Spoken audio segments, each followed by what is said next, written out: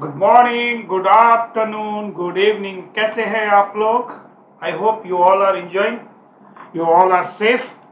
So it's a mock test paper जो आप लोगों को दिया गया है, और आपको मोहित सर और गौरव सर ने बड़े अच्छे से बताया भी है किस तरीके से टाइपिंग करना है, किस तरीके से करना है। मैंने ऑलरेडी एक आईडीटी का पेपर आज ही सॉल्व किया, उसको भी आप आईडीटी के शेड्यूल में आप देख सकोगे। अभी रात के बजे हैं 11 और मैं इस पेपर को लेके बैठा हूँ। उम्मीद करता हूँ कि you will enjoy this session. But हमेशा याद रखिए कि अगर आप किसी भी चीज़ को हाथ दे रहे हो, कभी पढ़ाई कर रहे हो, तो पहले फंडामेंटली आप स्ट्रांग हो जाओ।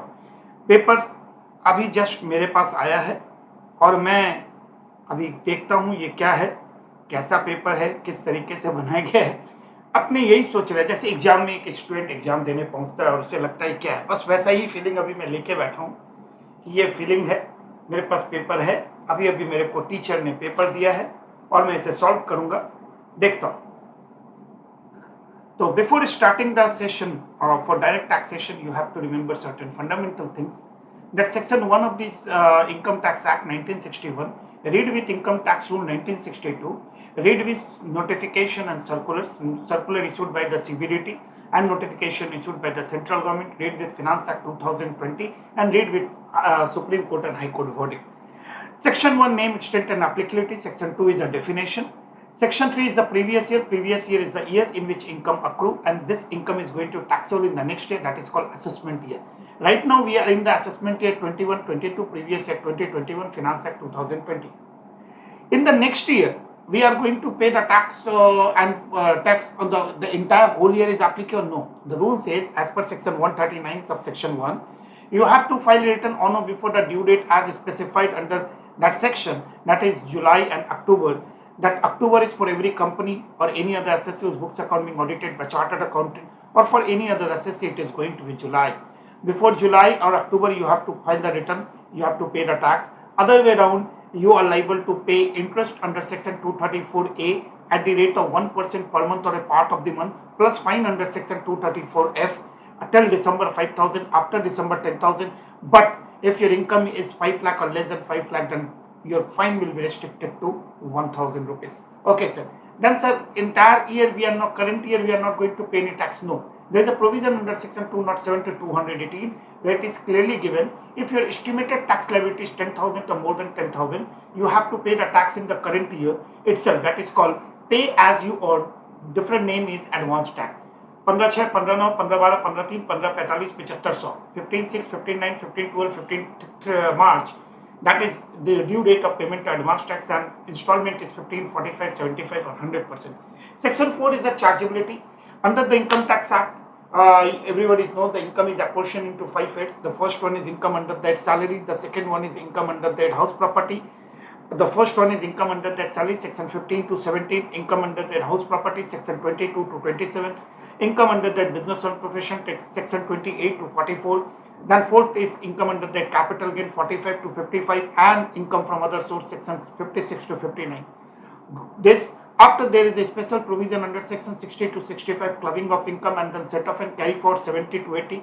This is going to be known as gross total income. Then claim deduction under chapter 6, that is 80C to 80U, net income on which you are going to pay the tax. Then question arises, okay, these are the sections. Then section 5 is the incidence of tax. Section 6(1) is the residential status of individual, read with section 6(6). 6(2) is HUF का residential status. 6(3) is company का residential status. 6(4) is any other person.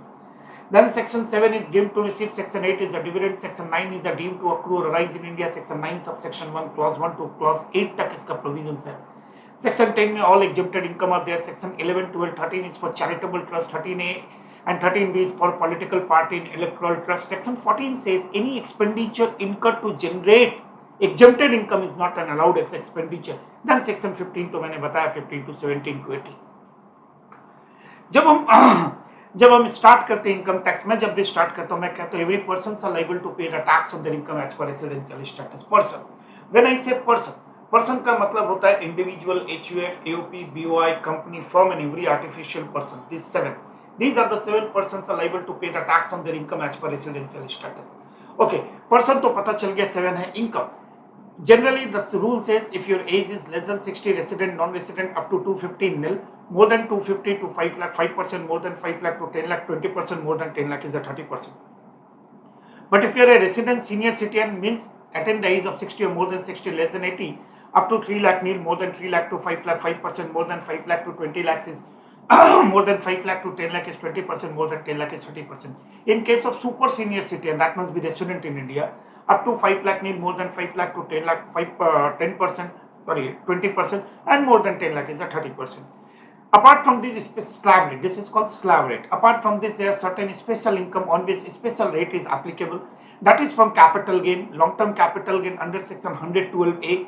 That is HTT provisions introduced on 1st of February 2018. Tax rate is up to 1 lakh nil, more than 1 lakh is 10%. In then there is a long-term under section 112 at the rate of 20%, short-term 111A at the rate of 15%. Then in income from other sources, there is a special income that is called casual income or winning at the rate of 30%. These are the special income, special rates are there. Okay. Once you calculate the taxability, there is a provisions of rebate under section 87A. Rebate is applicable only for resident individual whose net income does not exceed rupees 5 lakh.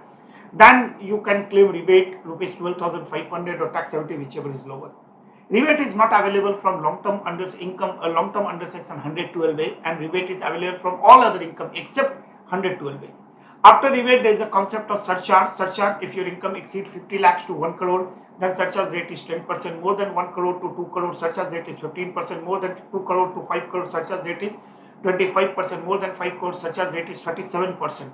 Okay, but if your income is long-term income includes long-term under section 112A or short-term 111A, and your dividend income, then your surcharge rate cannot exceed 15%. Be very careful. Okay.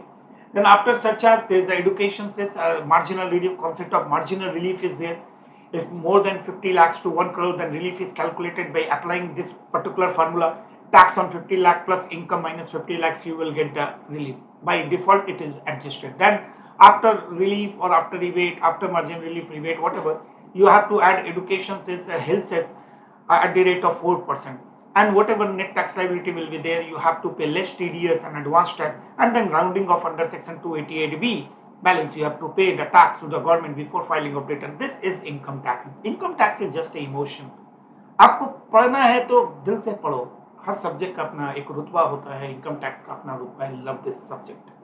अब देखते क्या बोला. There are section A B C.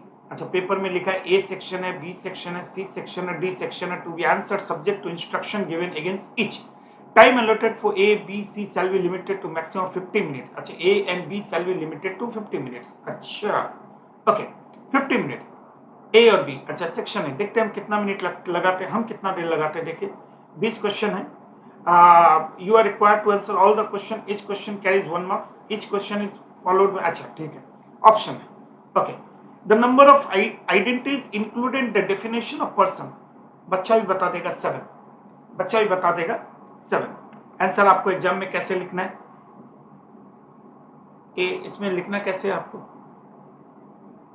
अच्छा, number of identities include definition of person.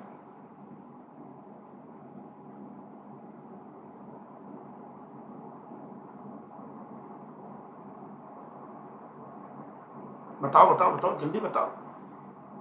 Identities 5, income 6, no 7.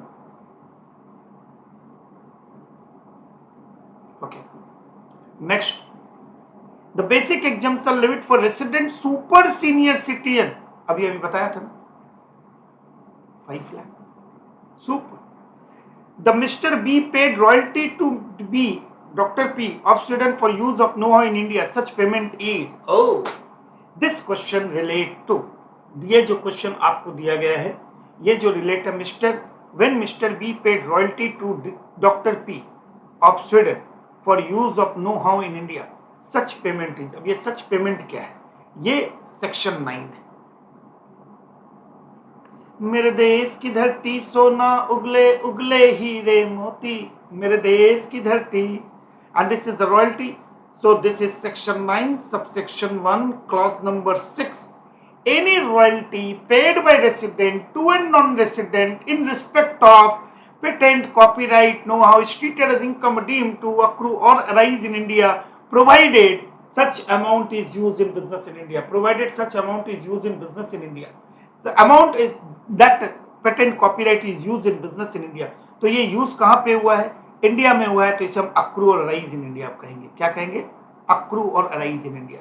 Next, when an employee receive money on closure of national pension system trust account nps, nps इसका benefit अपने को मिलता भी है, national pension system का benefit अपने को मिलता है। तो एनपीएस के लिए इन्होंने कहा है कि अगर एनपीएस का पैसा, अब एनपीएस का जो पैसा आप 80 सीसीडी में जब जाओगे, there is a provision under section 80 CCD, तो 80 CCD national fund, national pension scheme, कई लोग इसे नोटिफाइड पेंशन स्कीम कहते हैं। You can claim deduction under section 80 CCD 1 and CCD 2 CCD 1B, और वो पैसे आपको मिलेंगे।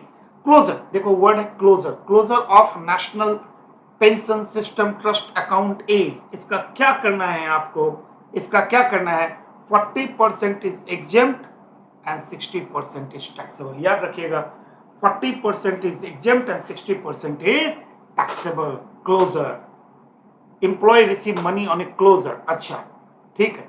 When the shares are held in unlisted company, आपके पास अनलिस्टेड कंपनी के शेयर्स हैं, it is treated as a long term capital asset when the holding period. कितना बकवास क्वेश्चन है। लॉन्ग टर्म कैपिटल गेन्स, जब हम कहते हैं कैपिटल गेन चैप्टर में जब जाते हैं, तो एनी प्रॉफिट और gain arising from transfer of a capital asset is a capital gain. Capital asset means any kind of asset movable as per section 214 Valentine day. Capital asset means any asset movable, immovable, tangible, intangible, fixed or circulating, but does not include stock in trade, does not include your rural agricultural land, does not include your personal effect that must be movable in nature and gold deposit bond. Okay, फिर वहां पे मैंने लिखा, ये था capital asset. Transfer as per section 247 is a transfer means sale, exchange, relinquishment, extinguishment, compulsory acquisition, part performance of a contract, conversion of capital asset into stock in trade, and there is a provision of capital gain. First we have to check capital asset is a long term or short term.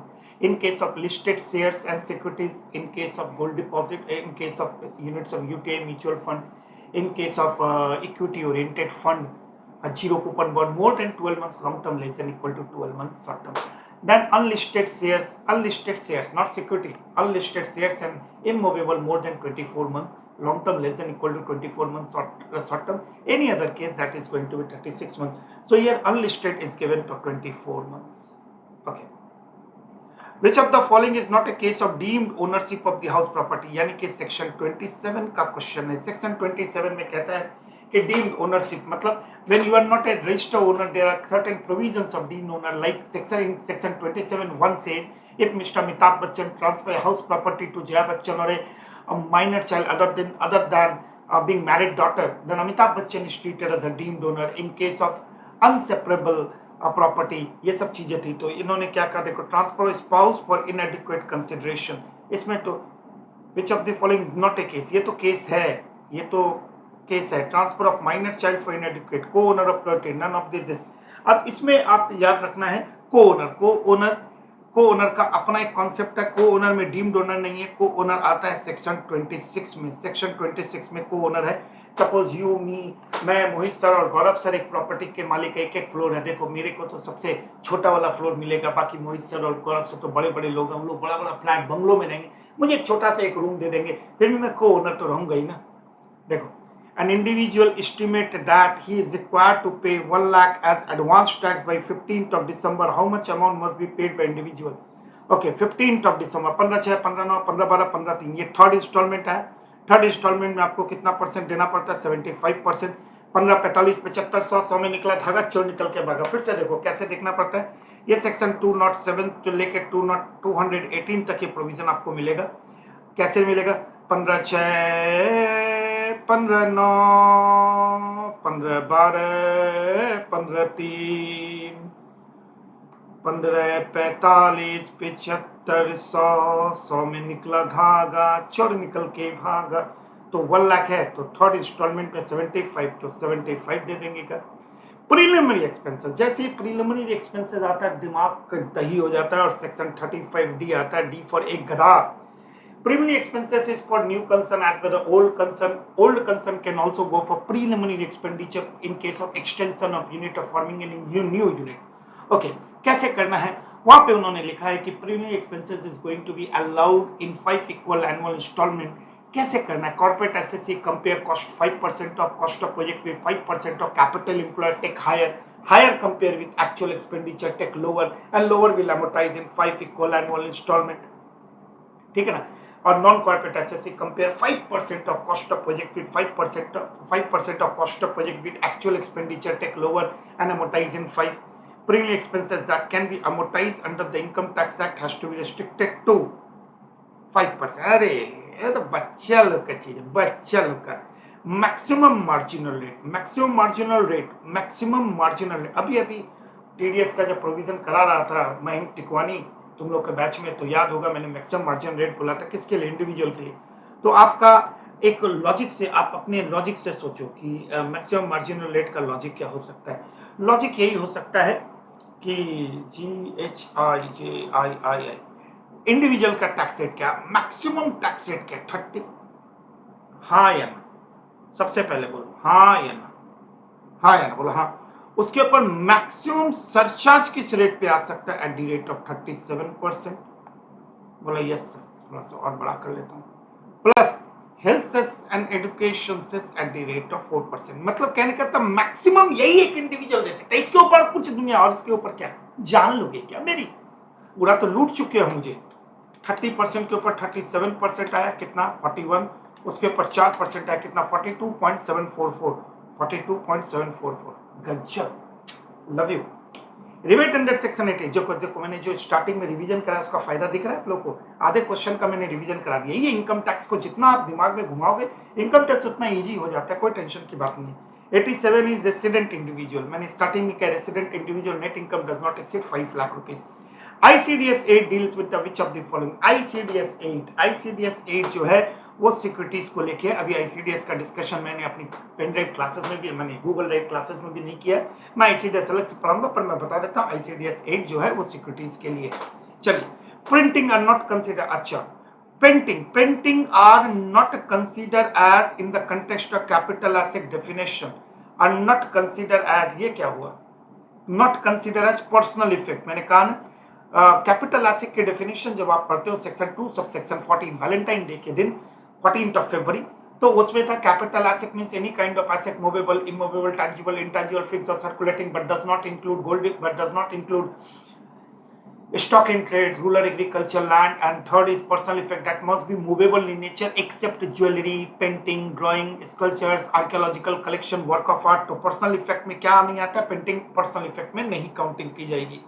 Revision of by commissioner is done under section. अच्छा, commissioner under section revision देखो, ये जो question है ना revision जो है 263 और 263 and 264 का है। अपील एंड रिवीजन चैप्टर, इस चैप्टर का नाम अपील एंड रिवीजन। ये इंडिया के हर जगह से हटा दिया, खाली सीएमए इंटर में रह गया। अपील एंड रिवीजन का चैप्टर है। 2 सेक्शन आते हैं रिवीजन के, 263 और 264। 263 कमिश्नर रिवीजन करता है, 263 and 264 revision by commissioner is done. 263 में रिवीजन कौन करेगा? कमिश्नर रिवीजन करेगा। ठीक है भाई, ये जो कमिश्नर जो रिवीजन करता है, ये सब क्वेश्चन नहीं देने चाहिए। इंटर में अपील रिवीजन का कोई काम नहीं है, इंटर के बच्चों को इस सब का कोई मतलब नहीं होना चाहिए। तो 263 सेक्शन, ठीक है। सॉरी, क्या लिख रहा हूँ? Exemption in respect of post office SB interest. अच्छा, exemption in respect of post office saving account. तो इसमें मैं आपको बहुत बार बताया हूँ, जब भी मैं पढ़ाता हूँ क्लास में इसको बहुत बार डील करता हूँ। इसकी डीलिंग ये कहती है कि इंडिविजुअल अकाउंट है 3500 या फिर 7000। अगर इंडिविजुअल अकाउंट है तो आपको एग्जम्पशन मिलेगा 3500 और ज्वाइंट अकाउंट है तो आपको एग्जम्पशन मिलेगा 7000 रुपया। याद रखना, ये बहुत काम आता है, टीटीए में भी काम आता है, टीटीबी में भी काम आता है। तो यहाँ पे 3500 रुपये आंसर आ गया। Additional depreciation for plant more than 180 days. Additional depreciation की जब भी बात करेंगे तो जिसका मतलब है section 32 sub section 1 clause 2A की बात कर रहे हैं। Additional depreciation is available at the rate of 20% on actual cost, और मोर देन 180 है तो 20% की बात की गई है। Which of the following can be corrected while processing in the return of income under section? While of the corrected, अच्छा corrected ये जो करेक्टेड वरेक्टेड है, मैं बार बार कहता हूँ, any arithmetical error in the return, ठीक है, any which of the following can be correct, arithmetical है, 2+2 हो गया तो मैं कर सकता हूँ, ठीक कर सकता हूँ, mistake in the any mistake in the return of income, error of principal, the claim of tax which is arithmetical error, आप तुरंत कर सकते हो, 2+2 इक्वल टू 5 हो गया तो आप 4 कर सकते हो। The limit for the equalisation levy, equalisation levy section 40 का प्रोविजन है, इक्वलाइजेशन लेवी सेक्शन 40 का प्रोविजन है, इक्वलाइजेशन लेवी के लिए 1 लाख रुपए की लिमिट है, ये स्पेशल प्रोविजन है, स्पेशल इक्वलाइजेशन लेवी, ठीक है ना, इक्वलाइजेशन लेवी। तो अभी मैं अभी आपको बताता हूँ, मैं कुछ एक टॉपिक होंगे, जैसे मैं एक आरओआई का टॉपिक होगा, return of income assessment procedure का टॉपिक होगा, एक मैं इक्वलाइजेशन लेवी का टॉपिक होगा, एक सेक्शन 33 ए बी का टॉपिक होगा, ए बी और ए बी ए का टॉपिक होगा, मैं स्पेशली सीएमए में इसके ऊपर क्वेश्चन बनते हैं, 263 का एक टॉपिक होगा, 264 का होगा, और 143 1 टू लेके 147 का एक टॉपिक होगा। मैं आपका यूट्यूब में लूंगा फर्स्ट वीक में, यूट्यूब में मैं इसका फर्स्ट सेशन लेने वाला हूं फर्स्ट वीक ऑफ सितंबर के फर्स्ट वीक में, ठीक है ना। तो आप लोग जरूर इन सेशन को जरूर करिएगा, there are the very big माने एक्स्ट्रा टॉपिक्स है apart from any other streams, तो इन सेक्शंस को आप जरूर करिएगा, 3-4 लेक्चर लेंगे, मजा आ जाएगा। आप इन सबको करके जाएंगे तो मोटा मोटी आपको 10 नंबर के करीब का यहाँ से मिलेगा, ठीक है ना, 10 नंबर, बहुत ज्यादा हाथी घोड़ा मैदान नहीं है, 10 नंबर का मिलेगा। तो ये 1 लाख रुपए तक इक्वलाइजेशन ले लिए, नहीं तो बाद में टैक्स लगता है, 1 लाख रुपए तक मांगा। ये क्या है, आपको थोड़ा सा हिंट देता हूँ कि जो फेसबुक और ये सब जो आ गए हैं ना, यूट्यूब फेसबुक, यहाँ पे आके लोगों का एडवर्टाइजमेंट करते, उसके लिए हम पेमेंट उनको करते, वो तो चिल्लाते हैं हमारा तो कैलिफोर्निया में, हमारा तो सर्वर वहाँ कैलिफोर्निया में है, तो हम यूएसए में, इंडिया के बाहर हम क्यों टैक्स, भैया सर्वर वहाँ पे है, तू यहाँ से पैसा जा रहा है तो 1 लाख रुपए तक तो मैं तेरे को छोड़ रहा हूँ, 1 लाख के ऊपर होगा तो इक्वलाइजेशन लेवी टैक्स लगाना पड़ेगा, जो पेयर है उसको काटना पड़ेगा। इन्वेस्टमेंट अंदर सुकन्या समृद्धि स्कीम है, सुकन्या समृद्धि स्कीम में जब आप पैसा डालते हो, इन्वेस्टमेंट करते हो तो एटीसी में डिडक्शन मिलता है, इसके ऊपर बेटा इंटरेस्ट आता है तो इंटरेस्ट भी एग्जम्प्ट होता है, और जब मैच्योरिटी इसकी आएगी, मैच्योरिटी जब इसकी आएगी वो भी क्या होगी, एग्जम्प्ट होगी। हमें इतना क्वेश्चन नहीं पूछा, मैं तो उसके बारे में सारा डिटेल्स दे रहा हूँ कि आपको याद रहे, तो इसका मतलब एटीसी में डिडक्शन है। चलिए आइए, mister H is resident in India, receive 11 lakh by way of dividend from Indian company, such dividend is exempt from tax, taxable at a rate, regular rate, taxable at a regular rate, taxable at a regular rate, taxable at a regular rate। अब मुझे नहीं पता है taxable at a regular rate, taxable at a 10%, ठीक है ना। ये अभी मैं आपको एक बात बता, taxable at a regular rate, ये अमेंडमेंट है, ये फिनांस एक्ट 2020 का अमेंडमेंट है, और इस अमेंडमेंट फिनांस एक्ट 2020 का अमेंडमेंट है। इस अमेंडमेंट के हिसाब से जो पहले एक सेक्शन हुआ करता था 115 ओ सबसेक्शन 1 सीडीटी का प्रोविजन हुआ करता था, ठीक है, एक सेक्शन होता था, इसके बाद आता था 115 भागो भागो डाकू आया, वो भी एक प्रोविजन होता था, तो 10 लाख के ऊपर आपको देना पड़ता था। अब ये सारे प्रोविजंस नए एक्ट में खत्म हो गए हैं। अब डिविडेंड क्या हो गया है, टैक्सेबल हो गया है। टैक्सेबल हो गया, कहाँ पे टैक्सेबल हो गया सर, आईएफओस में टैक्सेबल हो गया है, ठीक है, नॉर्मल रेट, नॉर्मल स्लैब में ये टैक्सेबल है, और इनके साथ 2 सेक्शन भी आ गया, टीडीएस के सेक्शन आ गए, 194 आ गया, जहां पे टीडीएस कटता है एट द रेट ऑफ 10% अगर 5000 के ऊपर है। तो देखो, मैं सॉल्व कराऊंगा तो मैं पूरा इनकम टैक्स सॉल्व कराऊंगा, जब मैं आपको बताऊंगा तो मैं इनकम टैक्स में सारी चीजें बताऊंगा, ये है, ये आप घबराओ मत, सब आपके सिलेबस में जो भी बक रहा हूं मैं, लोग बोलेंगे क्या बक रहा है बिहारी सर, क्या क्या सेक्शन बोला, सब आपके, और मैंने सब क्लास में अपने पढ़ाया है, सबको बोल बोल के पढ़ाया इसका कोरिलेशन, इसलिए टैक्स में कोरिलेशन करना सीखो। Speculation loss can be carry, speculation loss देखते ही मेरे दिमाग में घंटी बज जाती है और मेरा दिल कहता है ओ ये तो सेक्शन 73 आ गया है, सेक्शन 73 आ गया, can be carry forward for 4 year हो गया, 20 नंबर के खत्म हो गए। Section B 20। अब ये क्या बोल रहा है, you are required to answer all the question, each question. Section 115 BBDA dividend from Indian companies taxable in the hands of certain, ये क्वेश्चन का कोई रिलेवेंसी नहीं है क्योंकि सेक्शन ही हट चुका है, तो फिर बोल रहा है इस सेक्शन की कोई रिलेवेंसी नहीं है, ये सेक्शन हट चुका है। अब डिविडेंड जो आएगा, डिविडेंड फ्रॉम इंडिया, अब ये क्वेश्चन सीधा बनेगा इस बार, इस पे भी क्वेश्चन बनेगा। डिविडेंड जो आएगा पूरा का पूरा टैक्सेबल है, याद रखिएगा, ये टैक्सेबल हो चुका है, अब नए अमेंडमेंट के हिसाब से टैक्सेबल है अंडर सेक्शन 56 सबसेक्शन 2 मैंने डिविडेंड की पूरा एक सेशन लिया है डिविडेंड का। अदर सोर्स ऐसे चैप्टर को मैंने 3-6 घंटे पढ़ा है, क्योंकि मुझे पता था कि इसमें बहुत सारे अमेंडमेंट हैं। तो डिविडेंड तो पूरा ही चेंज हो गया। इसको ठीक से देखिएगा। Type your answer here.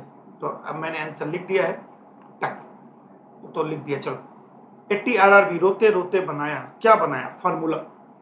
रोते रोते बनाया, RRB रोते रोते बनाया, क्या बनाया? फार्मूला। फार्मूला बनाया क्या? सर पे लगाने से ही सर के सारे बाल उड़ जाएंगे। तो हिंदुस्तान यूनिलीवर को बड़ा पसंद आया, बोला इसका फार्मूला को लगा के ये उड़ जाएंगे, फिर हम केश कांति तेल बेचेंगे हेयर्स को ग्रो करने के लिए। वाह क्या बिजनेस है। तो उन्होंने मुझे कांटेक्ट किया कि अपना पेटेंट एंड कॉपीराइट मुझे यूज करने दोगे क्या? तो मैंने कहा ठीक है, मैं तो आपको यूज करने जरूर दूंगा, ठीक है ना। तो उसके बाद वो मुझे रॉयल्टी देगा। जैसे QQB में किताब लिखने के लिए, भगवान पिक्चर में अमिताभ बच्चन किताब लिख रहे थे, उसके लिए रॉयल्टी आती है। यहाँ आती है यूज पेटेंट कॉपीराइट को यूज करने के लिए, माने नो हाउ और उसको यूज करने के लिए। Deals with the deduction from gross total income in respect of income by way of royalty. Income by way of royalty. कौन सी इनकम है ये? रॉयल्टी इनकम है। रॉयल्टी इनकम है। रॉयल्टी इनकम किसके ऊपर? ऑन पेटेंट के ऊपर, पेटेंट एंड कॉपीराइट के ऊपर। PNC पेटेंट एंड कॉपीराइट के ऊपर रॉयल्टी आती है, उसके ऊपर इसका डिडक्शन बनता है। Okay sir. Income escaping assessment is covered under, income escaping assessment is covered under section 147, ठीक है ना। Income escaping assessment 147। बोला कैसे पता लगाएं, मैं बता देता हूँ। देखो बेटा 143(1), फिर आएगा 143(2), फिर आता है 143(3), फिर आता है 144। अब इसमें क्या है सर, मैं बता रहा हूँ, आप घबराओ मत, मैं बता रहा हूँ। 143(1) में रेगुलर असेसमेंट है। आप देखना जैसे ही आप रिटर्न फाइल करोगे, पापा से पूछना, जैसे ही आप रिटर्न फाइल करोगे वैसे ही क्या होगा, एक मैसेज आता है 3-4 दिन में आपका रिटर्न प्रोसेस हो गया। मतलब जो माना वही हो गया। वो 143 रेगुलर। ये असेसमेंट नहीं है, एग्जैक्टली इंटीमेशन है, तो इसे असेसमेंट नहीं कहते हैं, इसलिए केस इसके नहीं होता है। 143 जो है ये स्क्रूटनी असेसमेंट है। स्क्रूटनी, अगर डिपार्टमेंट को लगता है कि आपने कुछ घोलमाल किया है तो आपके रिटर्न को वो स्क्रूटनी असेसमेंट में डालता है। पर ये स्क्रूटनी असेसमेंट कहाँ पे? 143(3) में। तो 143(2) में क्या है? 143(2) में है नोटिस। नोटिस क्या है? नोटिस। नोटिस फॉर, यहाँ पे नोटिस जाते किसके लिए? इसके लिए 143 जो स्क्रूटनी असेसमेंट होगा, तो डिपार्टमेंट आपको बुलाएगा, सुनो फलाने फलाने दिन को आप वहां पे आ जाइएगा, फलाने फलाने दिन को यहाँ पे आ जाइएगा 2 बजे काले अपनी किताबों के साथ। कहाँ जा रहे हो भाई, कहाँ जा रहे हो? बोले हियरिंग में जा रहे हैं। That is called scrutiny assessment. उसके लिए नोटिस आती है। 144 में कहते हैं वर्क बेस्ड जजमेंट असेसमेंट, और 147 है इनकम स्कैपिंग असेसमेंट। सर जी आप तो नॉन स्टॉप पढ़ाए जा रहे हो। मैं तो नॉन स्टॉप ही पढ़ूंगा ना।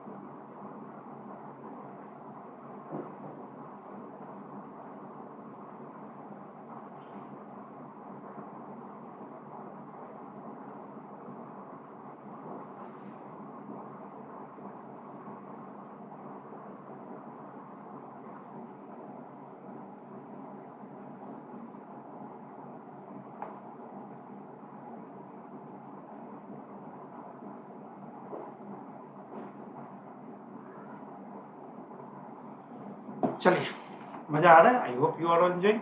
Unobserved depreciation shall be allowed. Unabsorbed depreciation, जब भी मैं अनऑब्जर्व डिप्रिसिएशन की बात करता हूँ तो दिल में घंटी बजती है, कौन है ये, कौन है ये? सेक्शन 32 सबसेक्शन 2 में है, unabsorbed depreciation shall be allowed to be carry forward for any number of years and such carry forward unabsorbed depreciation may be set off against any income other than salary. Salary से adjust नहीं हो सकता, क्योंकि salary and winning, और winning से तो कोई income adjust हो ही नहीं, कोई लॉस एडजस्ट हो ही नहीं सकता है। वाह सर वाह। Income referred in section 68 to section 69 shall be taxable. ये बड़ा इंटरेस्टिंग है, ये सब अनडिस्क्लोज इनकम है। इसका मतलब ये अनडिस्क्लोज इनकम है, अनडिस्क्लोज इन्वेस्टमेंट है, जो काला पैसा है। तो सरकार ने कहा इस काले पैसे के ऊपर हम 60% का टैक्स लगाएंगे, तू टेंशन मत कर, ठीक है ना। Undisclosed investment, undisclosed expenditure, undisclosed income, ये सारे काले पैसे जो छुपा के धन रखे हुए हो, ये पूरी सीरीज उसी के ऊपर है। इस सीरीज के ऊपर ये रो रहा है, ओ माय गॉड, मुझे पे 60% का टैक्स देना पड़ेगा। याद रखना, ये सीरीज ही ऐसी है। When unrealized rent is received based on court decree, but at the time of receipt the property tax is not owned by the state, it is taxable under the, मतलब unrealise rent. मान लो कि कोई पैसा लेके भाग गया, तुमने court में केस किया, और जब तक तुम कोर्ट में केस जीते हो तब तक वो पैसा, तब तक वो प्रॉपर्टी आपकी नहीं है। तो नहीं है तो नहीं है, क्या हुआ? अनरियलाइज रेंट का बेनिफिट तो मैंने लिया था ना, under the head house property, वो वहीं पे रहेगा, under the head house property में ही टैक्सेबल होगा। टेंशन लेने की कोई बात नहीं है। The income computation ICDS will apply only when the assessee adopt. अब ये क्वेश्चन बहुत गंभीर है। ओनली एज अ मर्केंटाइल, याद रखना, मर्केंटाइल बेसिस जब करेगा तभी, कैश बेसिस पे तो कोई एप्लीकेबल ही नहीं है। मर्केंटाइल या एक्रूअल बेसिस जिसे कहते हैं, जब आप मर्केंटाइल या एक्रूअल बेसिस फॉलो करेंगे तभी ये ICDS काम करेगा। पता ही नहीं चला, आधे घंटे गुजर गए हैं। This is something unique. मैं अभी IDT का कर रहा था शाम को, अभी तो रात के 11:30 बज रहे, 11:10 हो रहा है। मैं जब कर रहा था, मैंने कहा सर 1 घंटे में हो जाएगा, 45 मिनट्स में कर लूँगा, उससे ज़्यादा मैं कर नहीं सकूँगा, क्योंकि tomorrow morning I have a operation, so I have to early morning I have to go and admit in hospital for 3 days। तो मैंने कहा सर मैं करता हूँ ना, तो मैं ही आलस कर रहा था, करूँगा, आलस के चक्कर में मैंने किया नहीं। फिर जब मैंने करने बैठा तो मैंने कहा मैं, और उसके बाद IDT करते करते इतना मजा आने लग गया। आई लव IDT में, मैंने देख पेपर अभी आया मेरे पास, मैंने बोला कि चलो करते हैं, अभी मुझे मजा आ रहा है यार, दिल खुश कर देने वाला है। ICDS तभी फॉलो होगा जब मर्केंटाइल बेसिस पे होगा। लॉजिक की बात है, कैश बेसिस पे ICDS लेके क्या करोगे, ठीक है ना। IAS के ऊपर भी क्वेश्चन मैं करा सकता हूं, पर मुझे IAS के ऊपर नहीं कराना है। क्यों? A startup, the income computation, a startup can claim deduction under section IAS for 3 consecutive years beginning from the year in which eligible। 3 साल तक वो डिडक्शन क्लेम कर सकता है। मत माथा लगाओ, मैं जब पढ़ाऊंगा तो दिखाऊंगा, ये भी मैं आपको यूट्यूब सेशन में लेके आऊंगा आपके लिए। When the return of income for the assessment year 2021, यानी कि प्रीवियस ईयर कौन सा हुआ, प्रीवियस ईयर 2021 का रिटर्न फाइल्ड अंडर 139(4), यानी कि आपने कौन सा रिटर्न फाइल किया, बिलेटेड रिटर्न फाइल किया। बिलेटेड, ड्यू टाइम में आपने रिटर्न नहीं फाइल किया तो ड्यू टाइम के बाद जिसे कहते हैं उसे बिलेटेड रिटर्न कहते हैं। 139(4) बिलेटेड रिटर्न का सेक्शन है। वाह सर वाह। The assessee can revise the return. अच्छा, अब ये रिवाइज की बात कर रहा है, रिवाइज कौन से सेक्शन में आता है, 139(5) में। Belated return can be revise, yes. कब तक करते हैं, तो 139(5) बोलता है if the assessee file the return under section 139(1) और under section 139(4), the assessee can revise the return till the end of the assessment year. Assessment is complete, whichever is earlier. The return on or before, state the date, format according to which you most appropriate fill the is now on or before। तो हम कब तक कर सकते हैं, 31 मार्च assessment year 2023। कब तक 31 मार्च 2020, end of the assessment year, तो 1 साल with in the till the end of the assessment year. When the return of income for the assessment is filed under 139(4) or can revise the return on or before 22, sorry मैं ध्यान नहीं दिया, आई am extremely sorry. 31/3/2022 revise कब तक कर सकते हो, till the end of the assessment year, or assessment is completed, whichever is earlier. यही डेट है आपकी 139.5 की। चलिए, scholarship receive by student of 2000 per month, he spend 16,000 for meeting the cost of education, balance 8,000 is exempt. Scholarship मिली है ना, तुम खाना खाओ, गाना गाओ, गर्लफ्रेंड को घुमाओ, मुझे कोई मतलब नहीं। स्टूडेंट को जो स्कॉलरशिप मिलती है पूरी की पूरी एग्जाम्प्ट होती है, इसमें दिमाग लगाने की कोई जरूरत नहीं है। तुम्हें 10,000 मिली, 9,000 तुमने गर्लफ्रेंड को दे दिया, 1,000 रुपए का तुम किताब खरीद लिए, कोई मैटर नहीं करता, ना भी खरीदे तो मैटर नहीं करता। Scholarship exempt.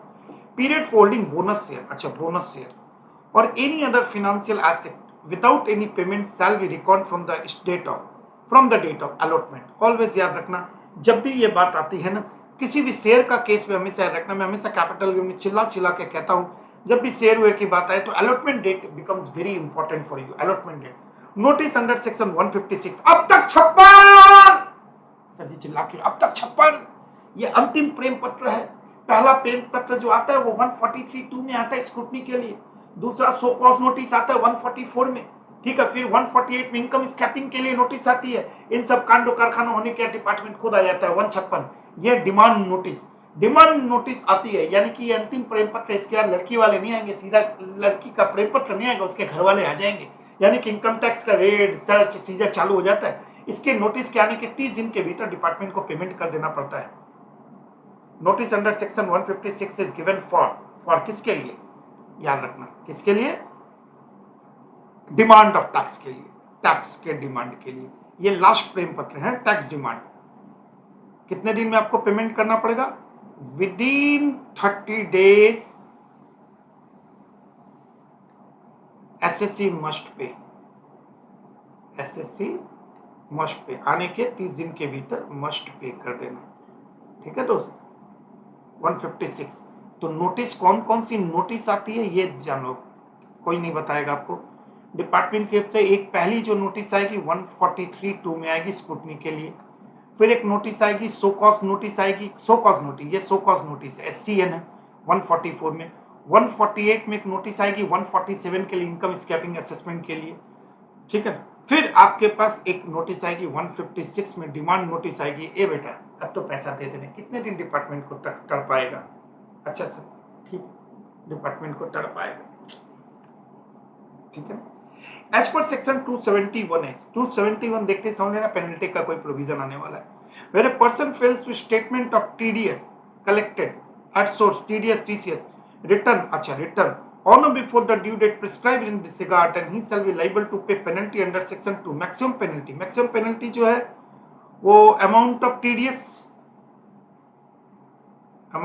TDS या TCS और ₹1 लाख, 1 लाख रुपए तक का, whichever is, ठीक है ना, whichever is lower। हो गई बात खत्म। A trust shall not be considered, a trust shall not be considered, trust का मतलब ही आ गया सेक्शन 11, सेक्शन 12 और section 13। Not be considered charitable trust for according to the benefit of section 2 to 11 when the commercial activity in the previous year exceed commercial activity जो exceed होती है ना, ये charitable trust का प्रोविजन है।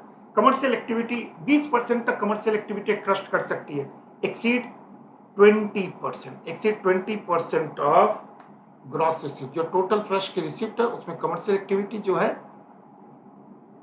20% तक permitted है। चलिए, एक्सपेंडिचर इनकर्ड, अब ये क्या है, ये कौन सा क्वेश्चन है, expenditure incurred by a businessman for ready to use software is entitled to benefit, state the words according to, question गलत है।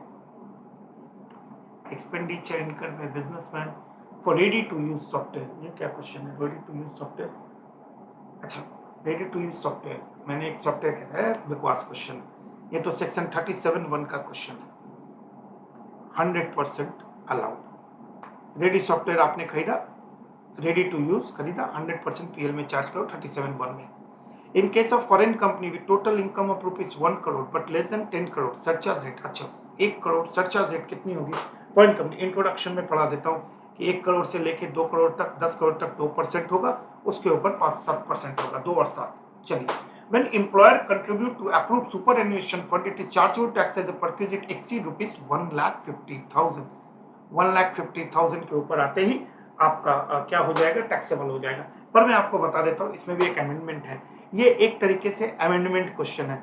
अभी नए रूल के हिसाब से टोटल आरपीएफ हो, एसएफ हो या अदर हो, फिनांस अदर्स सब मिला के less than equal to 7.5 lakh रुपए तक एग्जेम्प्ट है, ठीक है ना।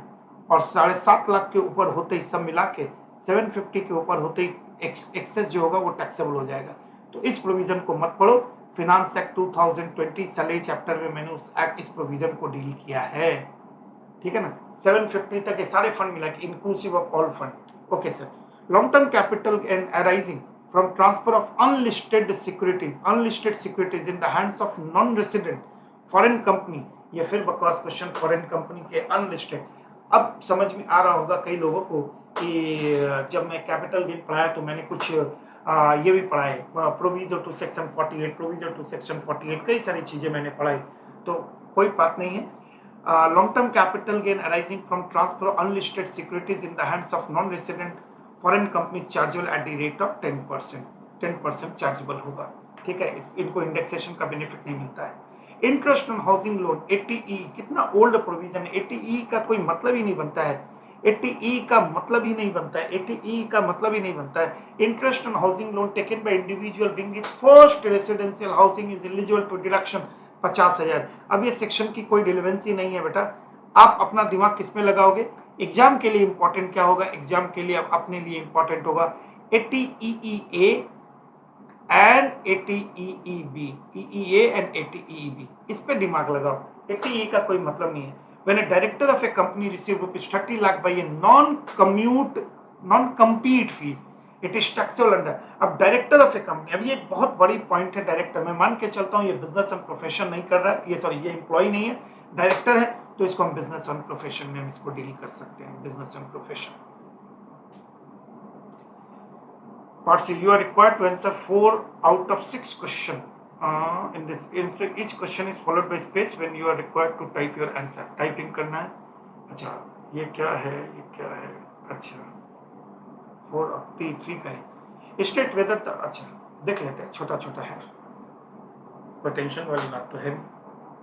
देखो, state whether the following transaction attract TDS, provision and rate of tax and amount of TDS।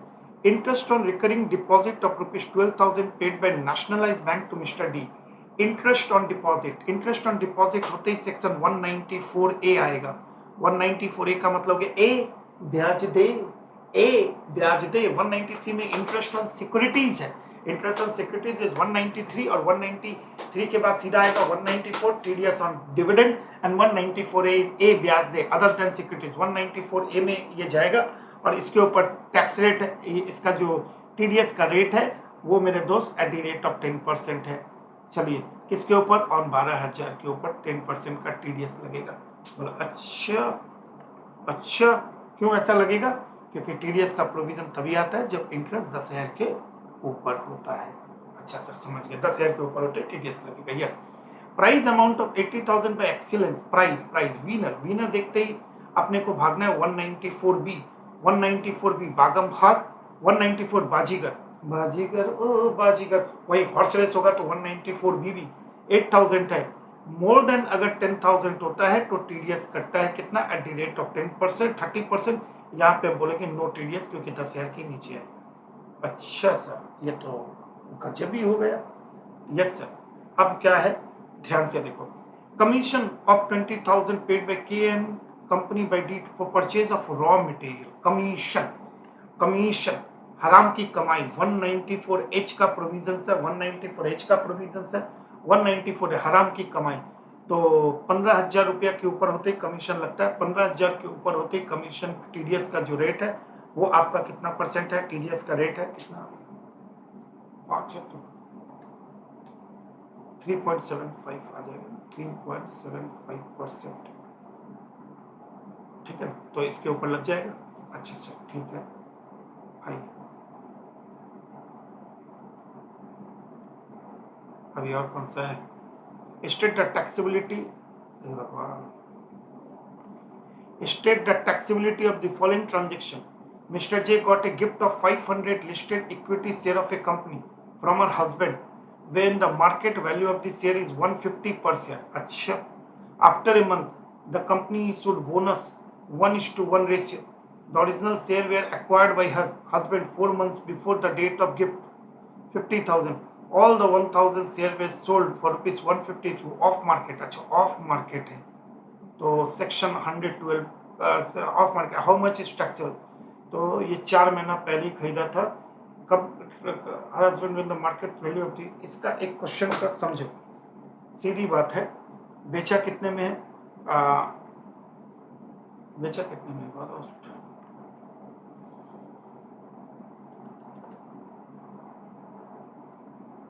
Short term capital gain है, ये बात समझ में है कि 4 महीने पहले खरीदा हुआ है। All the 1,000 shares were held, 1,000 shares, अच्छा 1,000 शेयर को बेचा गया 1,50,000 रुपया में, सेल कंसिडरेशन, ये हो गया sale consideration minus cost of acquisition. Cost of acquisition bonus share का तो कॉस्ट कुछ होना नहीं है, और जिस दिन उसे the original shares were acquired by husband on the date was gift of ₹50,000, 4 महीना पहले खरीदा गया, तो इसका क्या करें।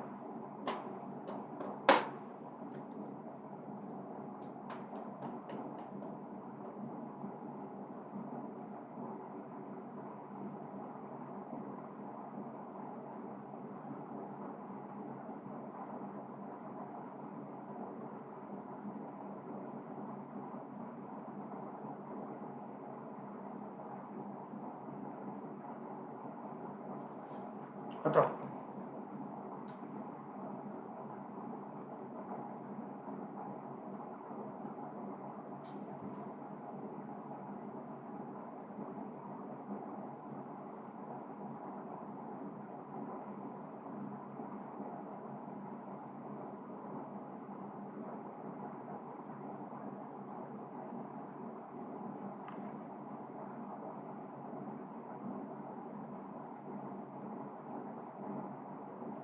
सिंपल, देखना इतना सिंपल क्वेश्चन है नहीं।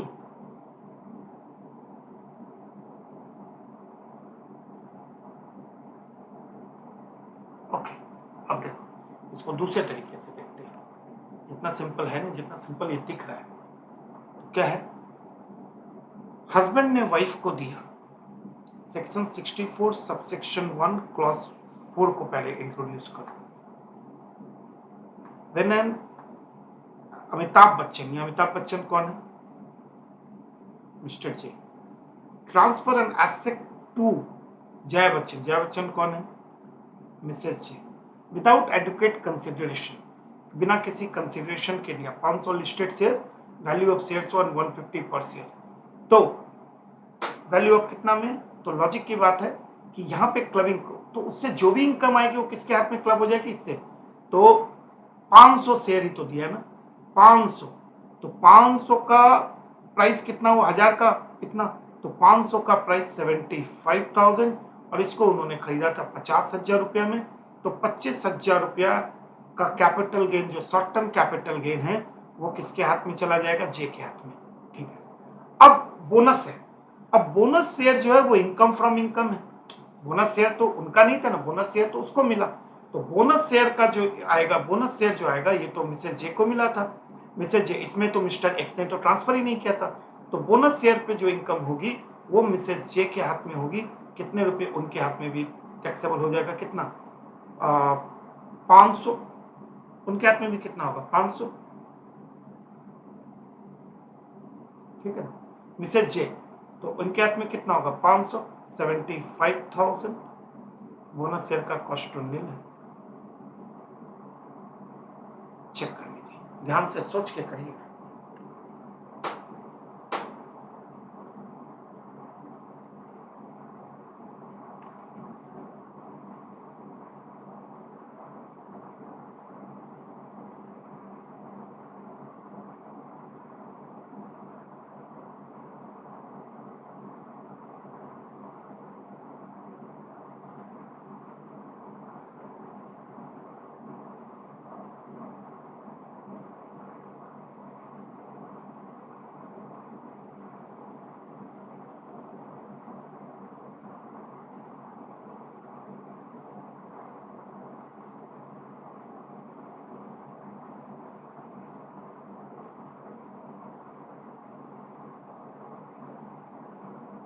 चलिए, R N company partnership firm engaged in trading of a vacant land, खाली जमीन.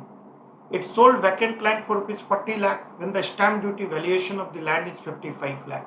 यानी कि सेक्शन 50C, सेक्शन 50C.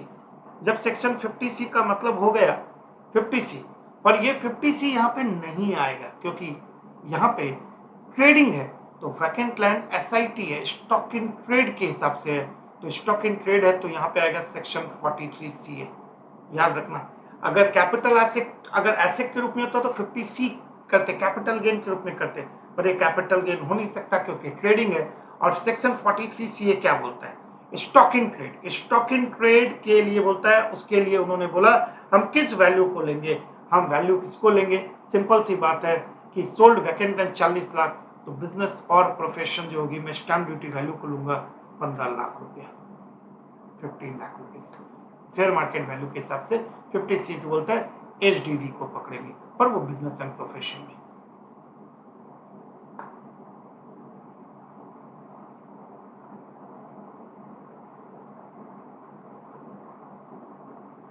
और ऐसा कोई क्वेश्चन है? ये तो कुछ भी नहीं है, ये तो कुछ भी नहीं है, ये तो कुछ भी नहीं है. और ऐसा कुछ देखते हैं.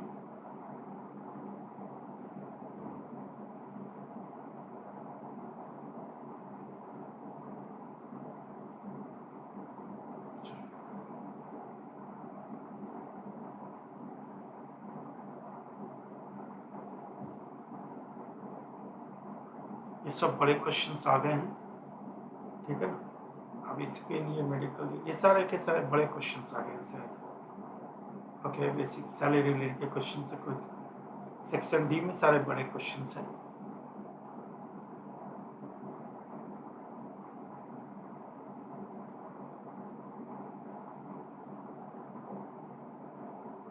Status due date of installment, ये तो पहले ही हो चुका था. B, ये किसका B है रे भाई? अच्छा, 7 का B तो पहले ही हो चुका था.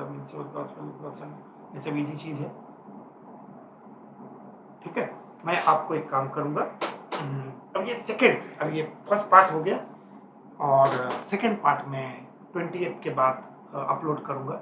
और वो सेकंड पार्ट जो है ना, मैं लाइव सेशन में आऊँगा, ठीक है. मैं 4-5 दिन में मैं रिलीज भी हो जाऊंगा, उसके बाद मैं थोड़ा ठीक हो जाऊंगा 4-5 दिन में, then I will go for live session. Thank you very much.